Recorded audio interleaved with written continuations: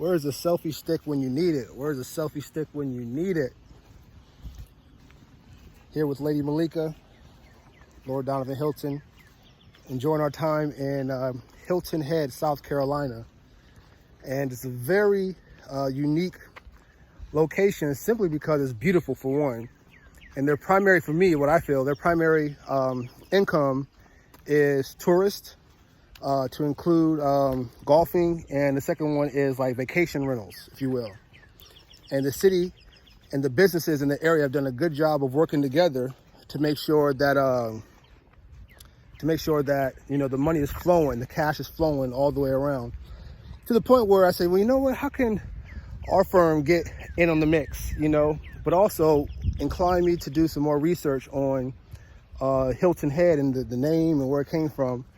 And so one of the things that our tourists let us know was this place used to be really big when it came to sea cotton, plantation and distribution, not manufacturing, but harvesting, if you will. Sea cotton. Well, you want to break that down real quick? I didn't read about sea cotton yet. Okay, well, there was some type of cotton, if you will. William Hilton. Back in the early colonial days, I'm not speaking out of ignorance. And what was your thoughts on William Hilton? William Hilton's family is one of the first settlers along the coastline. They were hired by Barbados to come and find new land for them to move to and live. So that's what I learned so far about William Hilton. And what inspired us to learn this is just because of the uniqueness of the city. Very unique. And, you know, how everybody kind of works together, and the theme, it has a theme. So I was just kind of curious. So we were curious over where the word Hilton Head came from. And so that's where the research came from. Who was William Hilton? And so even then, even during the colonial time, right, wrong, or indifferent, but that situation was a corporation within a corporation, if you will, was looking to expand, maximize its territory and looking to expand. And so there was an actual corporation that paid another skilled, either professional or brand, to say, hey, look, find us new territory so we can expand our market.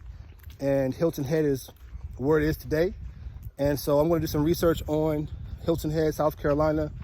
I think South Carolina, for what I see, is a beautiful place, but I know there's a lot of history here. And one thing I see, humbly I say, right or wrong or different, what I've seen so far is a lot of so-called African Americans or minorities, if you will, doing service level positions, which is great, nothing wrong with that, because the thing is, with any income, you can take that, and if you invest it wisely, save it wisely, you can always get yourself out of any economic situation, no matter where you start. So I do want to recommend Rich Dad Poor Dad's Cashflow for kids, as well as Rich Dad Poor Dad's Cashflow for adults.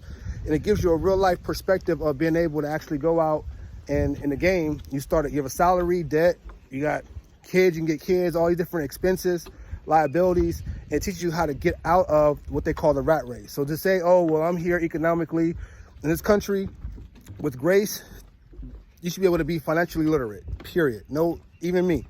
So, you know, but at the same time, I want to be able to appreciate, you know, the history of where one is able to be today, to be literate, to be able to walk through an area where there were challenges, if you will, at one point. Malik and I were just talking like we wouldn't be able to stroll like this with all due respect, probably about 100 years ago, 200, whatever that was. That's not, I mean, just, that's history. That's a part of what, you know, makes us who we are today. So at any rate, Love, you got anything you want to add?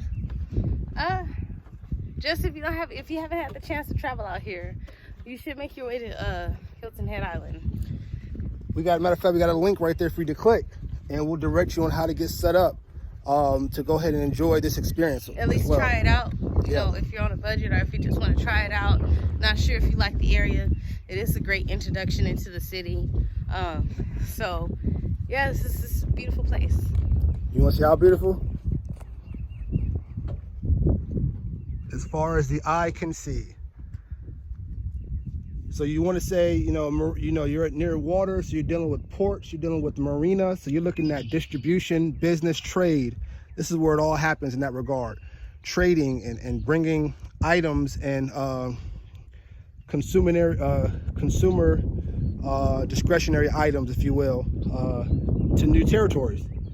And that was how it was done, through ship. So it's just beautiful to see history.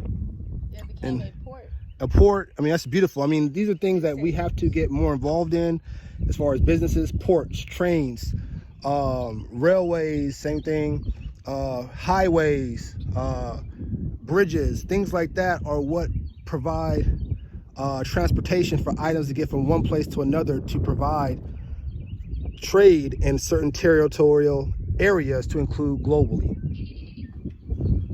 Oh, and this is a great example of what territory marketing can do.